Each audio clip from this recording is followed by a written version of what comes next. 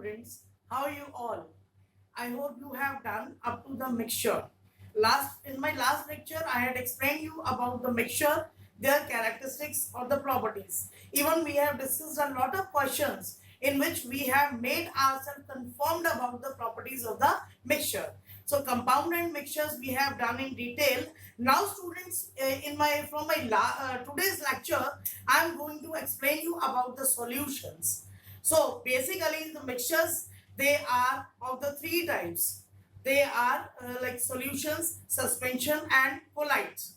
So first of all, today we are just going to discuss about the solutions. So solutions, what are exactly the solutions? Till yet we have taken lot of example related to homogeneous and heterogeneous mixtures, in which in the homogeneous mixtures we always have taken the example of salt of the sugar solution, copper sulfate solution.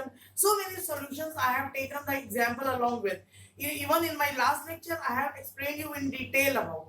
Now, formally, we are just going to discuss about the definition, first of all, about the solutions. Now, let us start with what are solutions. Solution is a homogeneous mixture of two or more chemically non-reacting substances. Students, always remember this thing. The particles are so minute in size that they will go to the empty spaces of the component which is there in the larger amount, right? Like for example, in the sugar solution, the water is taken in the larger amount. So sugar particles, they will go to the empty spaces of the water. That's why they are mixtures. Mixture, why? We are just going to discuss about, but chemically they do not react. If they will chemically react, it means they will be compounds. They will not be any more mixtures. So that's why in definition we have written two or more chemically non-reacting substances whose composition can be varied with limit. That's why here it is very much clear when I will explain you people the difference between the homogeneous and heterogeneous. So here compound and mixture, here this is the making is as highlighted, that is can be varied with limits. In the compounds, the ratio is fixed. I had given you example earlier also. We can add 1 spoon of the sugar, it will be sugar solution. We may add 2 spoons of sugar, again it will be called sugar solution. Means the composition, the amount, this can be varied, right? Up to a limit. While up to a limit, I told you one word, saturated, right? We are going to discuss it afterwards. Now solutions, they are also called solutions as, or the true solutions they are called. Why they are true solutions? Because they are thoroughly mixed with each other. The solute particles, the particles which are in smaller number, they are non-visible. We even cannot feel that any of the other substances added to them. Now solutions which are made in the water. Now solution, students, before going further, we should know about the basic nature of the solutions. Solutions are aqueous as well as non-aqueous in nature. Now as the word stands for aqueous. Aqueous, it is made from the aqua. Aqua word stands for water. Means those solutions which are made in water, the larger component is water, for example salt solution, etc. So that is called aqueous solutions. And those solutions in which water is not taken as a solvent, except water, any other liquid is taken in which the substance they are dissolved, they are called non-aqueous. In non-aqueous, we can take the example of alcohol, or we can take example of benzene, carbon tetrachloride. These are the organic solvents which are used instead of water sometimes when the organic substances they are to be added with. Now components of solutions. So solutions, they are made up of so many. For example, we may take the example of lemonade. Lemonade we used to make at home. So how it is being prepared? The major this part which is taken is the water, in which lemon juice is added, sugar is added, small amount of salt is added. Means this is a solution which is basically made up of 4 major components, right? Now basically they may be of any type, but in our class we are taking the binary solutions.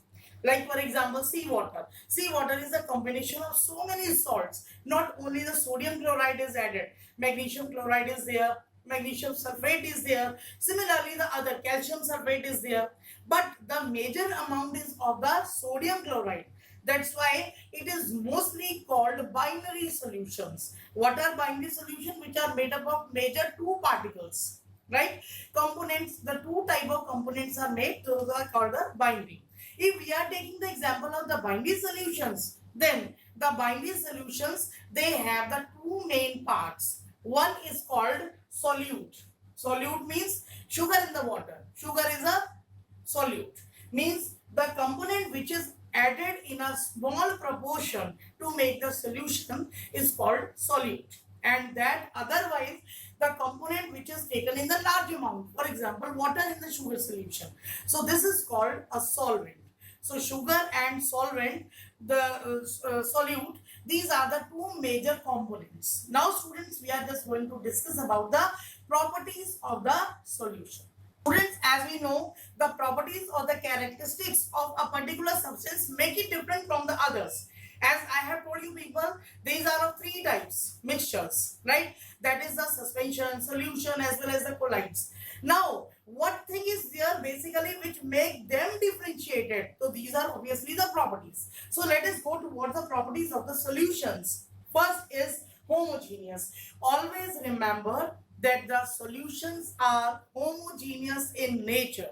You can take the sample from anywhere, where you will see the sample under the microscope, you will see it anywhere, it will be uniform throughout the mass. So that's why it is homogeneous. All kind of, maybe the component like the copper sulfate is added to the water, maybe potassium permanganate is added to the water, dark pinkish color solution will be made. So but the solution will be uniform, it will be divided into the 10 parts even. One beaker of the potassium permanganate solution can be divided into 10 parts, and all the parts they are seen under microscope or scope, all will be seen with the same composition because they are homogeneous. Then components of the solution do not chemically react with each other. As I have told you people, this differentiates it from the compounds, right? So it looks like compound, but it do not a compound. Reason is there the variation in the ratio, proportion, right? It can be added into any other amount, but the compound, the ratio is fixed on all the components. Clear? Third property is the particles of the solution are smaller than 1 nanometer. N stands for nanometer. Nano means 10 raised to the power minus 9 meters. Right? Means the particles are so small in size that we cannot see them under microscope even. With the naked eye to next to impossible, even under the microscope we are not able to see them. So solute particles do not scatter a beam of light falling on them. As the particles, they are very small in size. Actually, they maximum dissolves in the empty spaces. That's why any sort of light, if it is allowed to pass through the solution, this will pass as it is without scattering, right? So this is the basic property there. Particles of the solute in solution easily pass through the filter paper, right? So as we take, for example, we will take a sample of sand into the water, right? You will try your level best to dissolve the sand into the water. Are you able to? No, it's not possible. What will happen? You will pass it through the filter paper. All the sand particles, they will be stay on the filter paper, and the filtrate will be the water residue left behind, right? But here in the case of the pure solutions, particles actually go to the empty spaces. That's why they do not stay on the filter paper, right? So now next is particles of the solute do not settle down at bottom, right? Particles, if they will be heavier, only then they can settle down at bottom, right? But particle sizes 10 raised to the minus 9 meters. 1 nanometer. So that is the reason behind they are so minute in size that they can never settle down at bottom if the solution is kept undisturbed. Now last is solution is always transparent. It is always transparent. Maybe you may take the colored solution. Copper sulfate is the blue color solution which is transparent. Sugar solution, transparent, obviously we have seen it number of times. Potassium permanganate, I am giving you the example, purplish, magenta color will be the solution, but it will be very clear solution. If the beaker is kept undisturbed, we are able to see them. So it is so transparent that we can see clearly on the other side of the beaker what is there, right? So this is called transparent. So student, up to this we have discussed about the solution, their properties. Now in my next lecture I'll explain you about the saturated, non-saturated solutions, the concentration of solution, solubility, etc., and the numericals regarding the that, right? So up to this I think it is clear to you. Thank you.